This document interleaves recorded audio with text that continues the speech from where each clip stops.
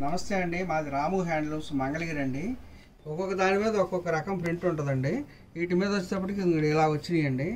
వీటికి కలర్స్ని బట్టి మేము ప్రింట్ లేపిస్తామండి.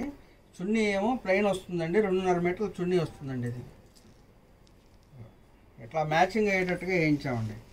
50 బార్డర్ చున్నీ అండి, 2.5 మీటర్లు వస్తుందండి చున్నీ. ఇంకొకటి ఓపెన్ చేస్తున్నానండి, చూడండి. ఇంకొక కలర్ చూపిస్తున్నానండి. ఇది కూడా 2.5 మీటర్లు అండి.